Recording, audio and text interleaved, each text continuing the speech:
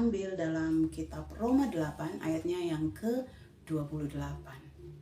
Saya memakai Alkitab versi Indonesian Bible. Firman Tuhan berkata, kita tahu sekarang bahwa segala sesuatu bekerja bersama-sama untuk kebaikan bagi mereka yang mengasihi Elohim, yaitu bagi mereka yang terpanggil sesuai dengan rencana Tuhan. Saudara, saya percaya kita semua yakin dengan iman bahwa kita adalah orang-orang yang terpanggil sesuai dengan rencana Tuhan. Sedikit cerita, saudara. Kemarin ketika saya dan suami membawa anak kami yang kecil bernama Elkana 4 tahun, saya mengajak dia untuk menemani saya ke pasar. Dan ketika di pasar dia nangis. Kenapa? Karena dia melihat satu buah yang sangat dia pengen untuk makan, yaitu buah belimbing, saudara. Saudara tahu buah belimbing itu kan sangat asam. Nah, ketika dia nangis, dia minta buah belimbing, saya dan suami tuh khawatir, jangan-jangan dia nggak akan mau buah ini karena cuma penasaran saja. Makanya saya bilang, jangan nak, nanti aja ya, ketika kamu sudah makan nasi baru kamu bisa mama belikan buah belimbing, karena buah itu sangat asam dan itu tidak baik buat perutmu, buat badanmu. Tetapi saudara, saat itu dia terus menangis. Tetapi pada akhirnya dia diam karena saya memberikan dia kue untuk dia makan dan baik untuk tubuh dia, saudara. Sampai di rumah, saya itu berpikir, saya merenung, kenapa anak saya mau? Dan saya teringat-ingat wajah dia dengan kesedihan karena dia suka sekali makan buah itu, saudara. Saya ingat dan saya menyesal, saudara. Saya menyesal. Saya bilang, kenapa saya begitu tega tidak memberikan buah itu pada dia, pada anakku? Padahal kan dia suka. Tapi di lain hati saya berkata, nggak bisa lah, karena dia pasti nggak akan mau. Dia pasti cuma icip dan dia nggak akan pernah mau buah itu karena itu asam. Nah, saudara, kemudian di hati saya mengajarkan seperti ini, saudara.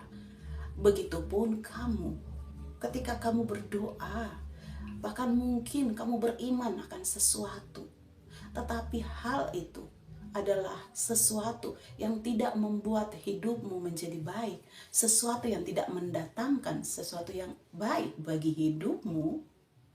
Ketika kamu berdoa menanti dan itu belum terjawab, maka saudara, itu tidak akan pernah diberikan. Dan saya jadi teringat beberapa waktu lalu ketika saya minta sesuatu kepada Tuhan dan Tuhan belum memberikan. Ada dua hal yang saya pikirkan. Yang pertama, pasti ini tidak baik. Dan yang kedua, pasti kalau Tuhan menjawab tidak, itu yang terbaik. Nah, hari-hari ini kita belajar. Ada banyak sekali keinginan manusia di akhir zaman ini. Manusia memikir-mikirkan jalannya, kata firman. Tetapi Tuhanlah yang menentukan arah langkahnya. Tuhanlah yang memberi keputusan. Saudara, hari ini ketika saudara duduk dan saudara mungkin berkata bahwa saya cukup lama berdoa tetapi belum terjawab. Saudara mungkin berkata saya cukup lama menanti ini tetapi belum Tuhan jawab. Ya udah, saya nggak mau doa lagi. Saya nggak mau percaya lagi. Jangan, saudara. Karena seperti anak saya tadi dalam ilustrasi, saya percaya ketika hari ini Tuhan belum memberikan apa yang kita mau.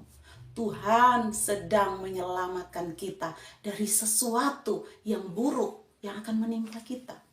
Tuhan itu penyelamat, saudara. Dia pelindung kita.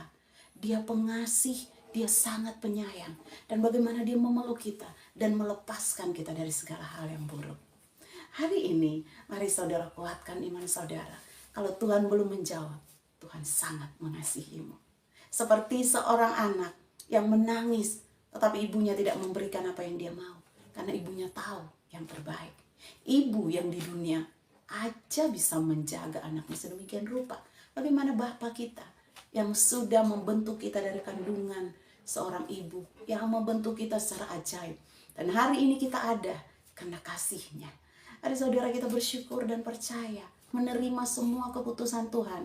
Dengan bersyukur dan berterima kasih. Katakan pada Tuhan, Tuhan, aku percaya bahwa Engkau punya rancangan yang luar biasa dalam hidup saya. Yeremia 29 ayat 11. Sebab aku mengetahui rancangan-rancangan yang aku rancangkan atasmu, firman Yahweh, rancangan damai sejahtera dan bukan rancangan kecelakaan, untuk memberikan kepadamu masa depan yang penuh harapan. Malam ini Tuhan inginkan kita sebagai anak-anaknya untuk kembali percaya dan menaruh harap, beriman kepadanya.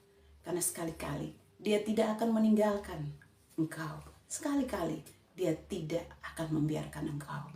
Dia akan selalu menolongmu dan memberikan engkau masa depan yang penuh harapan. Hai anak muda, jika engkau hari-hari ini engkau memikirkan, semua sudah mendapatkan jodoh, tapi saya belum. Bagaimana Tuhan, usia saya sudah mendekati, beginilah begitulah. Saudara percaya bahwa Tuhan menyelamatkanmu, bahwa Tuhan sementara mengatur rancangan-rancangan yang indah dalam hidupmu. Saudara bisa melihat contoh-contoh di luar sana, ketika mereka memilih pasangan yang bukan dari Tuhan, mereka mengalami hal-hal yang buruk dalam hidup pernikahan. Saudara harus yakin, saudara harus berdiri, berdoa kepada Tuhan dengan sungguh-sungguh, dan mengucap syukur. Tuhan menyiapkan yang terbaik bagi anak-anaknya, tepat pada waktunya.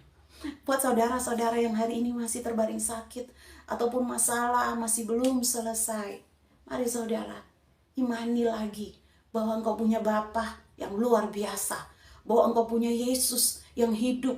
Dia penguasa, Dia berkuasa atas bumi dan surga. Nyawa saja Tuhan beri, apalagi cuma jodoh, apalagi cuma uang, apalagi cuma masalah yang akan Dia bukakan. Itu masalah, itu hal-hal yang sangat kecil, semudah membalik telapak tangan. Tetapi Tuhan tahu waktu yang terbaik.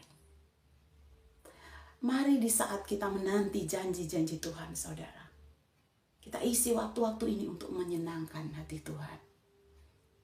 Kembali pada Tuhan. Berikan waktu-waktumu untuk Tuhan. Kau akan melihat Tuhan hidup. Dia akan bekerja seberat apapun masalahmu. Tuhan sanggup melepaskan engkau dari setiap bebanmu hari ini. Mari bersyukur pada Tuhan, saudara. Tuhan luar biasa baik. Dia mengasihimu karena engkau adalah anaknya. Kau adalah biji mata Tuhan. Haleluya. Amin, saudara.